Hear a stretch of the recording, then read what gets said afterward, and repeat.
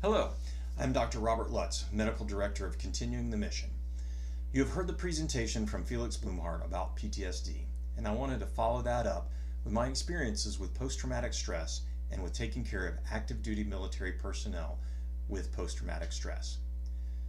Felix did a great job pointing out that the symptom complexes of post-traumatic stress are a result of adaptations to the combat environment. One of the best things that ever happened to me was that right after my first deployment, I read some guidance put out by my unit psychologist that gave guidance for all the things that I should expect on my return from combat. It made me realize that the things I was experiencing were normal and that I wasn't crazy, and in time they would resolve.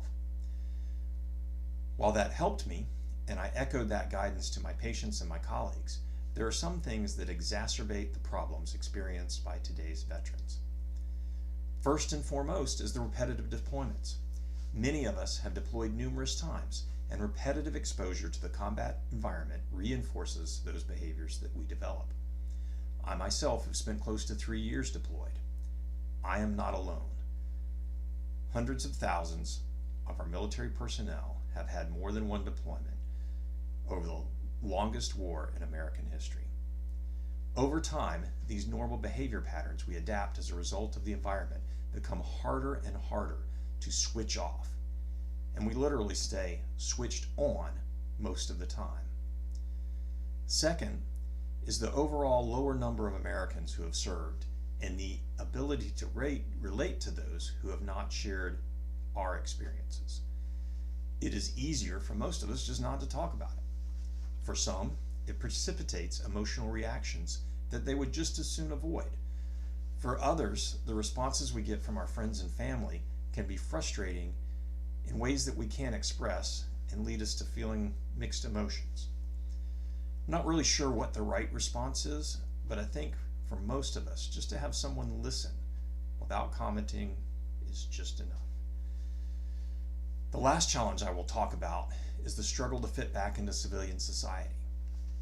We who have seen the horror of war understand the true consequences of society tearing itself apart. To quote Sebastian Junger from his book Tribe, and I quote, "Today's veterans often come home to find that although they're willing to die for their country, they're not sure how to live for it. It is hard to know how to live for a country that regularly tears itself apart along every possible ethnic and demographic boundary." And here's the kicker. It's a complete madness, and the veterans know this. He goes on to say that unity that we find in combat is non-existent when we come home. Between the inability to switch off the adaptive behaviors, difficulty relating to non-veterans, the unending divisions that plague our country and interfere from us coming together for the common good, lead to difficulties with reintegration both after deployments and after a military career. I look at CTM not only as a vehicle to provide our veterans with a canine companion and to provide comfort and unconditional acceptance, but as a way to build a community and bridge the gap between veterans and non-veterans, working towards a common goal for all of us.